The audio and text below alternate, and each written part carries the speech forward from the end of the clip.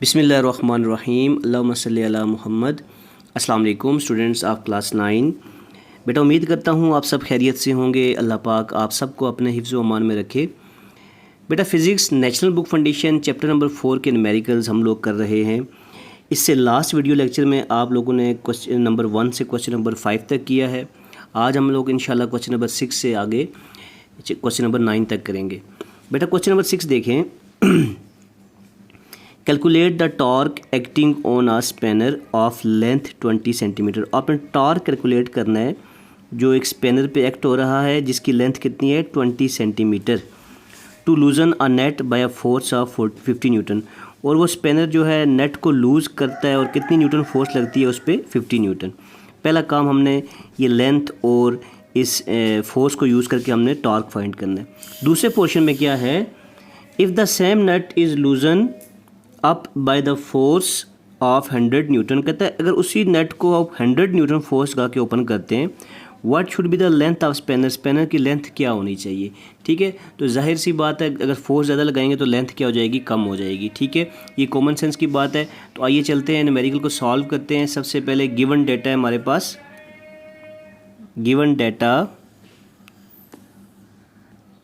जी, तो बेटा given data देखें हमारे पास एक तो दी हुई है लेंथ ऑफ स्पैनर। ठीक है, एल दिया हुआ हमारे पास लेंथ ऑफ स्पैनर। इसको हम लिख सकते हैं एल इक्वल टू 20 सेंटीमीटर।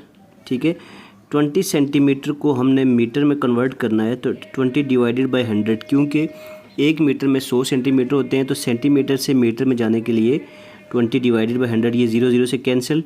2 को 10 पे डिवाइड करेंगे तो हमारे पास आ जाएगा 0.2 मीटर आ जाएगा। ठीक है बेटा, पहला काम हमारा पास हो गया। अब देखिए हमने यहाँ पे कहता है what should be the length. हमने लेंथ दूसरी लेंथ भी फाइंड करनी है, इसको L1 का नाम दे दें, L1। फिर हमारे पास क्या फोर्स दी हुई है, हमारे पास F1 फोर्स दी हुई है। कितनी, F1 इक्वल टू 50 न्यूटन दी हुई है। F1 कितनी दी हुई है, 50 न्यूटन। और इन दोनों को यूज़ करके हमने फाइंड क्या करना है, हमने फाइंड करना है टॉर्क फाइंड करना है, T हमने फाइंड करना है। ठीक है बेटा, टॉर्क हम लोगों ने फाइंड करना है। अब देखिए पार्ट 2 में क्या कह रहा है कि if the same nut is loosen by the force of 100 newton. इसी नट को अगर हम यानी F2 हमारे पास क्या है 100 न्यूटन है। अगर 100 न्यूटन फोर्स लगाते हैं टॉर्क हम लोग फाइंड कर लेंगे। तो what should be the length of spanner. Spanner की लेंथ कितनी होगी उस टाइम, L2 हमने फाइंड करना है। ठीक है, अब देखें सबसे पहले हम लोग टॉर्क फाइंड कर लेते हैं, T। फर्स्ट हम लोग टॉर्क फाइंड कर लेते हैं। टी का फार्मूला है हमारे पास torque equal to L F होता है या एफ एल होता है। ठीक है, तो यहाँ पे F1 L1 हो जाएगा। तो यहाँ पे हम वैल्यू पुट करते हैं टॉर्क इक्वल टू F1 की जगह क्या आ जाएगा हमारे पास 50 न्यूटन मल्टीप्लाई L1 है तो L1 0.2।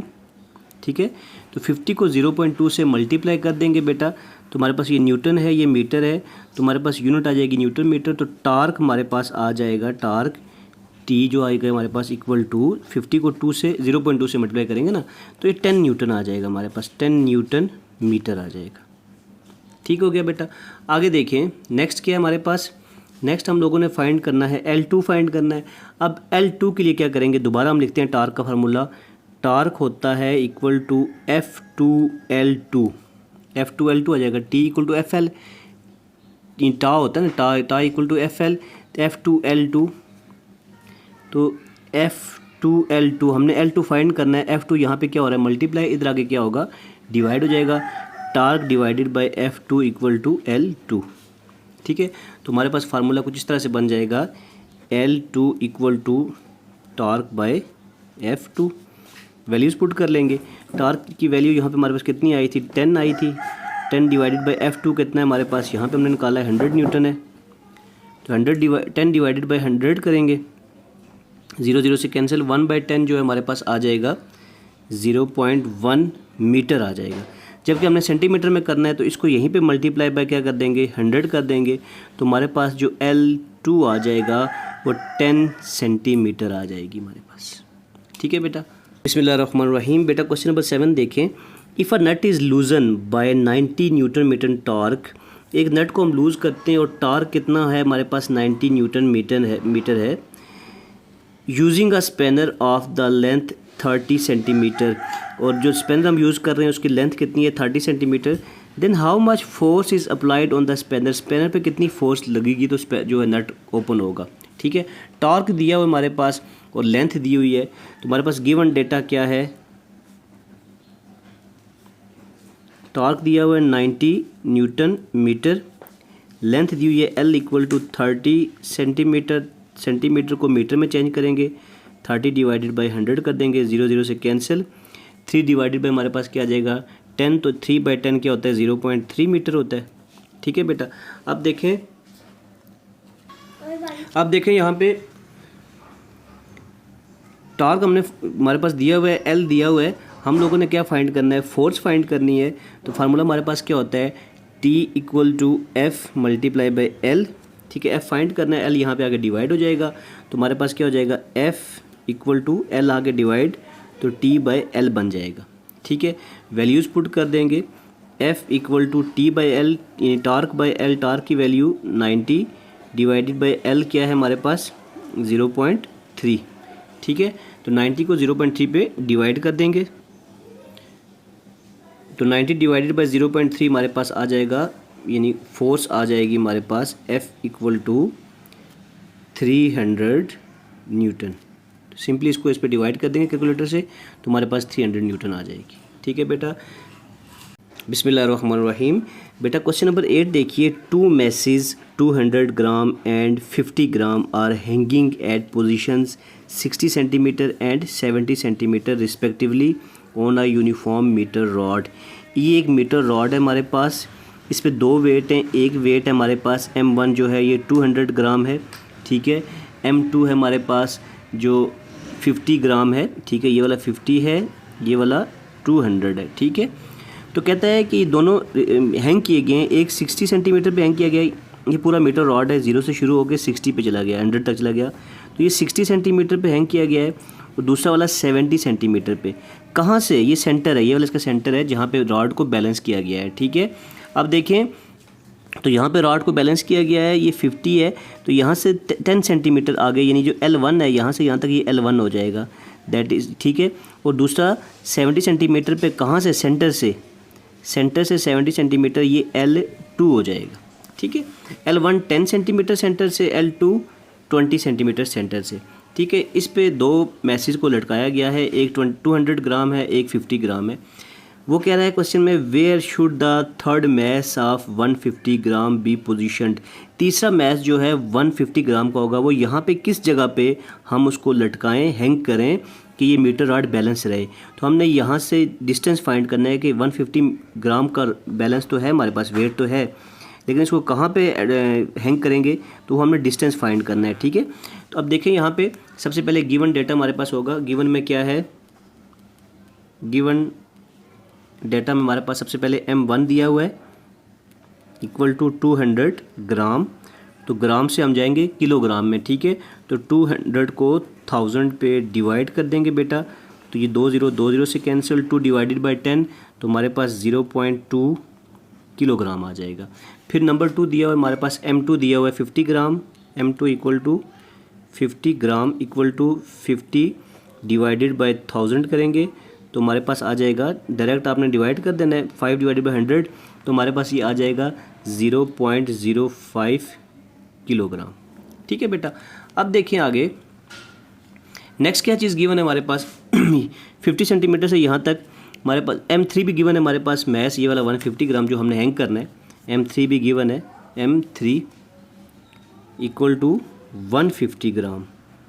ठीक है, यानी कि 150 डिवाइडेड बाई 1000 कर देंगे, 150 डिवाइडेड बाई 1000 करेंगे, तो हमारे पास 15 डिवाइडेड बाई 100 करेंगे, 0.15 आ जाएगा, 0.15 किलोग्राम। तो ये 3 मैसेज थे हमारे पास, ग्राम से किलोग्राम में कर लिए। अब L1 जो है हमारे पास, यानी M1 जो है वो 50 और 60 के 50 से 60 सेंटीमीटर पे लटकाया गया है, तो 50 से 60 तक हमारे पास 10 सेंटीमीटर का फासला है सेंटर से, तो हम लोग L1 लिख लेंगे, L1 जो है हमारे पास इक्वल टू 10 सेंटीमीटर है, इसको भी मीटर में चेंज कर देंगे, 10 divided by 100 equal to 0.1 metre आ जाएगा। फिर L2 की बात करेंगे, तो देखें सेंटर 50 सेंटीमीटर पे था, L2 70 सेंटीमीटर पे है, तो 50 से 70 के दरमियान कितना फासला है 20 सेंटीमीटर का। तो L2 हमारे पास कितना आ जाएगा इक्वल टू 20 सेंटीमीटर। ये 20 डिवाइडेड बाई 100 कर दें तो हमारे पास 0.2 मीटर आ जाएगा। ठीक है बेटा, अब आगे देखें, यहाँ पे हमारे पास दो तरह के टार्क होंगे, एक क्लॉकवाइज टार्क और anti clockwise torque. Clockwise torque क्या होता है, एंटी क्लॉकवाइज टार्क क्या होता है, इसको समझें बेटा। यहाँ पे जो मैसेज लग रहे हैं ये ज़ाहिर बात है ये मैस इधर को जाएंगे, ये जो इधर मूव करेगा। अब यहाँ जब हम मैस लटकाएंगे तो ये इधर को मूव करेगा, तो ये हमारे पास जो है उसने कहा कि दोनों बैलेंस होंगे।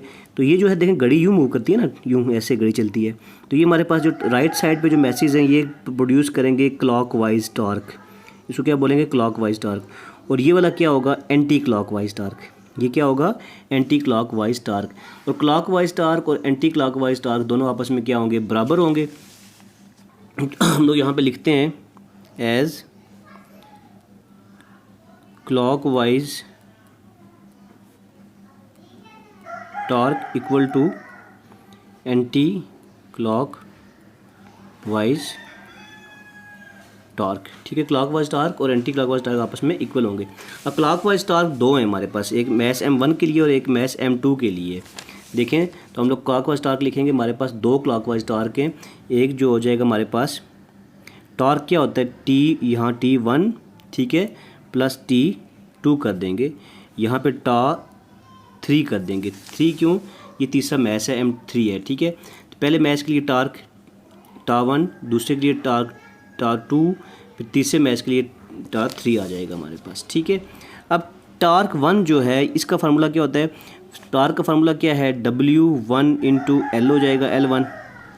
टार्क 2 का फार्मूला हो जाएगा W2 इंटू L2। टार्क 3 का फार्मूला हो जाएगा W3 इंटू L3। अब W क्या चीज़ है हमारे पास, ये हमारे पास वेट है, W इक्वल टू mg के बराबर होता है। तो यहाँ पे हो जाएगा हमारे पास m1g L1 plus m2g L2 equal to m3g L3। L3 हमने फाइंड करना है ये लेंथ हमने क्या करनी है फाइंड करनी है। अब देखिए यहाँ पे भी g है, यहाँ पे g है, g को कॉमन ले लें बाहर, अंदर क्या बचेगा m1 L1 plus m2 L2 equal to यहाँ पे भी g है, g को शुरू में लिख लें m3 L3। ये g और g आपस में क्या हो जाएंगे कैंसिल हो जाएंगे। ठीक है बेटा, तो हमारे पास क्या बच गया, अब वैल्यूज़ पुट कर देंगे किस में, m1 L1 plus m2 L2 equal to m3 L3। L3 find करना, ये m3 यहाँ मल्टीप्लाई, इधर आके हमारे पास क्या हो जाएगा डिवाइड हो जाएगा। ठीक है, तो पहले वैल्यूज़ पुट कर लेते हैं हम लोग। m1 कितना था हमारे पास, m1 बेटा हमारे पास था 0.2, m2 0.05 और m3 0.15। m1 हमारे पास 0.2 आ गया इंटू L1 10 सेंटीमीटर था। ठीक है, 10 सेंटीमीटर को हमने कन्वर्ट कर दिया था हमारे पास, तो ये आ गया था हमारे पास 0.1 मीटर आ गया था। ठीक है, प्लस m2 है, m2 बेटा हमारे पास है 0.05 मल्टीप्लाई L2 कितना है हमारे पास, L2 हमारे पास 20 सेंटीमीटर था, यानी कि उसको कन्वर्ट किया तो 0.2 मीटर आ गया इक्वल टू m3 हमारे पास 250 यानी 150 था ये वाला। ठीक है, तो 0.15 किलोग्राम आ गया, 0.15 किलोग्राम और इंटू L3 वो हमने फाइंड करना है। अब देखें 0.2 को मल्टीप्लाई करेंगे 0.1 से। ठीक है, तो हमारे पास क्या आ जाएगा 0.02 प्लस 0.05 को 0.2 से मल्टीप्लाई कर देंगे। ठीक है, तो ये आ जाएगा 5 to the 10 तो 0.01 आ जाएगा इक्वल टू 0.15 इंटू L3। अब देखें ये 0.02 प्लस 0.015 है, तो यहाँ पे ये चीज़ देखें आप लोग, तो इन दोनों को प्लस करेंगे तो 0.03 आ जाएगा। और ये यहाँ पे क्या हो रहा है मल्टीप्लाई, इधर आगे क्या हो जाएगा डिवाइड 0.15 इक्वल टू L3। अब आगे देखें तो यहाँ पे इसको इस पर डिवाइड कर देंगे, हमारे पास L3 की वैल्यू आ जाएगी। तो ये आपने 0.03 को कैलकुलेटर से डिवाइड कर देना है, तो ये आ जाएगा 0.2 मीटर। ये तो मीटर्स में आ गया, हम लोगों ने कन्वर्ट करना है सेंटीमीटर्स में। तो L3 हमारे पास आ जाएगा 0.2 को मल्टीप्लाई कर देंगे 100 से, तो ये आ जाएगा 20 सेंटीमीटर। अब देखें L3 कितना आ गया 20 सेंटीमीटर, यानी कि सेंटर से अगर हम लोग 20 सेंटीमीटर पीछे जाएं, यानी यहाँ पे आएँ, तो यहाँ पे जाके हमारे पास क्या होगा W3 यानी M3 जो है यहाँ पे 150 ग्राम हम यहाँ पे इसको हैंग करेंगे, तो तब जाके ये बैलेंस होगा। अब देखें 20 सेंटीमीटर 50 यानी कि सेंटर से हम लोग 20 सेंटीमीटर पीछे आए, ये लेंथ भी हम लोगों ने सेंटर से ली थी, L1 सेंटर से 10, L2 सेंटर से 20, तो ये L3 जो है सेंटर से 20 वापस पीछे आए, ठीक है। तो अगर सेंटर से 20 है तो स्टार्ट से कितना होगा, ये स्टार्ट से 60 था, ये स्टार्ट से 70 था, ठीक है। तो ये स्टार्ट से कितना हो जाएगा 30 हो जाएगा, नज़र आ रहा है ना हमें। देखें टोटल सेंटर तक 20 था, 20 माइनस 50 था, 50 माइनस 20 करेंगे तो यहाँ स्टार्ट से ये कितना हो जाएगा 30 सेंटीमीटर। तो हम यहाँ पे लिख सकते हैं कि L3 इक्वल टू 20 सेंटीमीटर आ गया। तो यहाँ देखें बेटा L3 हमारे पास क्या आ गया 20 centimetre from centre, L3 equal to 20 centimetre from centre, ठीक है। सेंटर से 20 सेंटीमीटर आया, और अगर हम उसको कॉर्नर से करेंगे तो हमारे पास कितना आ जाएगा, यानी कि स्टार्ट से करेंगे तो हमारे पास कितना आ जाएगा L3 equal to 50 centimetre minus 20 centimetre, तो 30 सेंटीमीटर पे हम हैंग करेंगे स्टार्ट से, ठीक है। अगर स्टार्ट की बात करें तो हम लोग यहाँ पे 0 से 30 सेंटीमीटर पे हैंग करेंगे, ठीक है बेटा। उम्मीद करता हूँ आपको इस न्यूमेरिकल की समझ आ गई होगी। चलते हैं इसके लास्ट न्यूमेरिकल की तरफ। बिस्मिल्लाहिर्रहमानिर्रहीम। बेटा न्यूमेरिकल नंबर 9 देखिए। न्यूमेरिकल 9 में देखें कह रहा है a steering wheel of diameter 2 feet. एक ये स्टीयरिंग व्हील है ना, इसका यहाँ से लेकर यहाँ तक जो फासला है, जो डायमीटर है वो 2 फीट है, 2 फीट है, ठीक है। Is rotated bye 2 equal and opposite forces. 2 equal और अपोजिट फोर्सेज लग रही हैं, एक फोर्स ये ऊपर लग रही है, दूसरी ये नीचे लग रही है, इसको हम यू रोल कर रहे हैं, यू मूव कर रहे हैं बाहर, ठीक है। और दोनों फोर्सेज, ये भी फोर्स भी 10 न्यूटन है और ये फोर्स भी 10 न्यूटन है, ईच ऑफ मैग्नीट्यूड 10 न्यूटन, दोनों का मैग्नीट्यूड कितना है 10 न्यूटन है। आपने फाइंड करना है what is couple arm, couple arm find करनी है और calculate the movement of couple, और मूवमेंट ऑफ कपल फाइंड करना है। सबसे पहले बेटा मैं को बता दूं कपल आर्म क्या होता है। बेटा ये लाइन ऑफ एक्शन है, फोर्स है, यहाँ से ये एक फोर्स यूँ लग रही है, ठीक है, और इस फोर्स का लाइन ऑफ एक्शन ये है। जो दो फोर्सेस का लाइन ऑफ एक्शन होता है उनके दरमियान जो परपेंडिकुलर डिस्टेंस होता है ना, ये वाला, ये परपेंडिकुलर डिस्टेंस है। देखें ये भी 90 का एंगल है और ये भी 90 का एंगल है, तो ये दो फोर्सेस का जो लाइन ऑफ एक्शन है उनके दरमियान जो परपेंडिकुलर डिस्टेंस है वो हमारे पास क्या कहलाता है, कपल आर्म।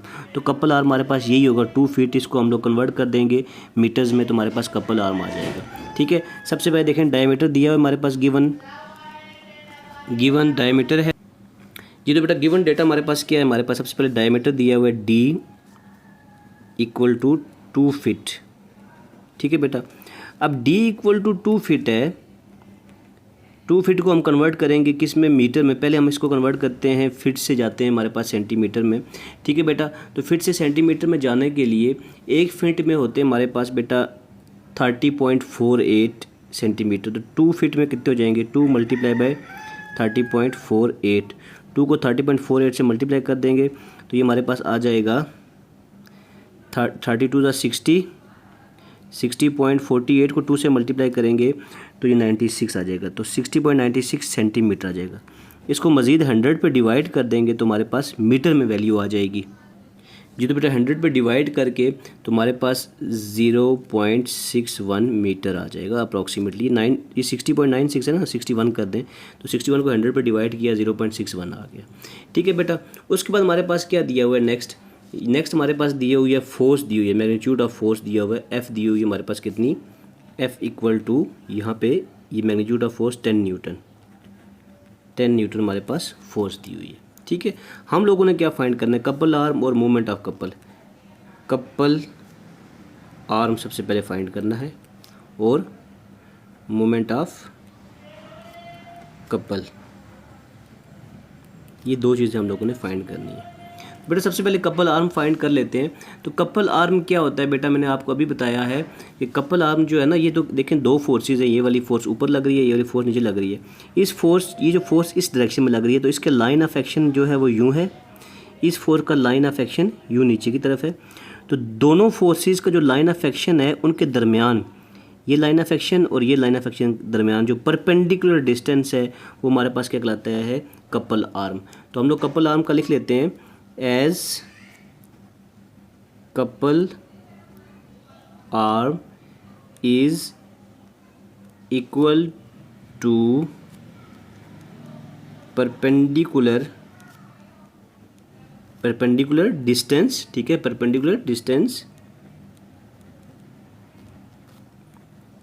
between किसके दरमियान में, line of action of forces के, ठीक है, line of action of two forces, between the line of action of two forces. ये दो फोर्सेस का लाइन ऑफ एक्शन है, इसका लाइन ऑफ एक्शन यूँ है, इसका यूँ है, इनके दरमियान ये जो फासला है ये हमारे पास क्या है, कपल आर्म है, ठीक है। तो सो हमारे पास कपल आर्म कितना आ जाएगा, कपल आर्म इक्वल टू, ये जो हमारे पास डायमीटर है वो कपल आर्म आ जाएगा इक्वल टू 0.61 मीटर, हमारे पास कपल आर्म आ गया। तो नेक्स्ट चीज़ बेटा हमने क्या फाइंड करनी है, मोमेंट ऑफ कपल आर्म। तो मोमेंट ऑफ कपल आर्म का फार्मूला क्या है, moment of couple arm equal to, formula होता है हमारे पास F मल्टीप्लाई बाई डी, ठीक है।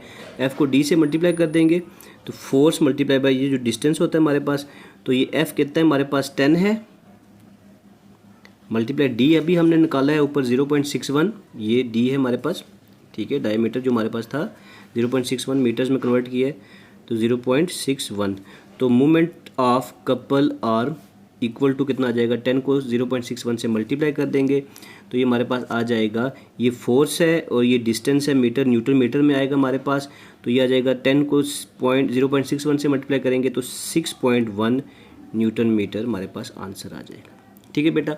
तो इस न्यूमेरिकल के साथ हमारे पास यूनिट नंबर 4 के चैप्टर 4 के न्यूमेरिकल्स ख़त्म हो चुके हैं। तो इंशाल्लाह नेक्स्ट वीडियो लेक्चर्स में हम लोग चैप्टर 5 और आहिस्ता आहिस्ता पूरी बुक के न्यूमेरिकल्स करेंगे। बेटा अगर आप लोगों ने अभी तक चैनल को सब्सक्राइब नहीं किया हुआ तो चैनल को सब्सक्राइब करके साथ में बेल नोटिफिकेशन पे ऑल नोटिफिकेशन पे क्लिक करें ताकि मैं कोई भी वीडियो अपलोड करता हूँ उसकी नोटिफिकेशन आपको मिलती रहे। दुआओं में याद रखिएगा, अपना ढेर सारा ख्याल रखिएगा। अल्लाह हाफिज़।